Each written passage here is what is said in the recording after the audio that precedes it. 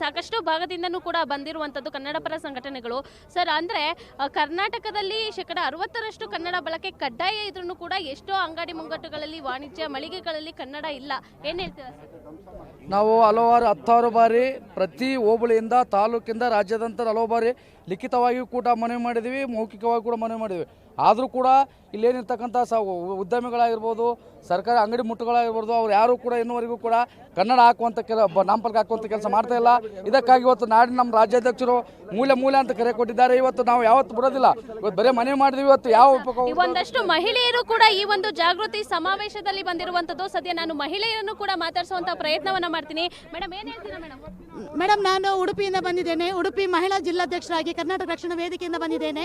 ನಾವು ಈಗ ಸುಮಾರು ಸಮಯಗಳಿಂದ ಹೋರಾಟ ಮಾಡ್ತಿದ್ದೇವೆ. ಯಾಕಂತ ಹೇಳಿದ್ರೆ ಕನ್ನಡ ಮುಖ್ಯವಾಗಿ ನಮಗೆ ಕನ್ನಡ ಮೇಯ್ನ್.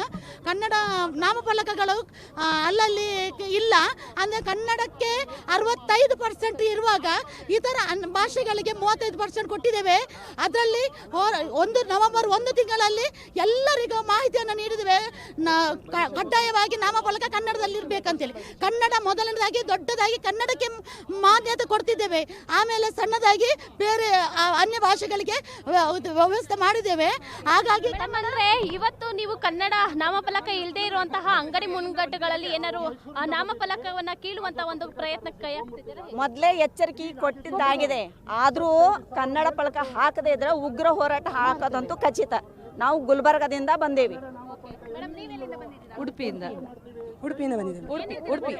ಉಡುಪಿಯಿಂದ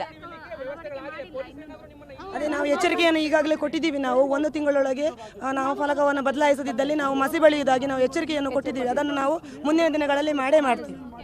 ಇವತ್ತು ಎಲ್ಲಿಂದ ಎಲ್ಲಿ ತನಕ ಜಾಗೃತಿ ಸಮಾವೇಶ ಹಮ್ಮಿಕೊಂಡಿದ್ದೀರಾ? ಕಲಬುರಗಿ, ಅಫ್ಜಲ್ಪುರ್ ಇನ್ನಿತರ ಭಾಗಗಳಿಂದ ಕೂಡ ಆಗಮಿಸಿ ಕನ್ನಡ ನಮಗೆ ಮುಖ್ಯವಾಗಿ ಬೇಕಾಗಿದೆ.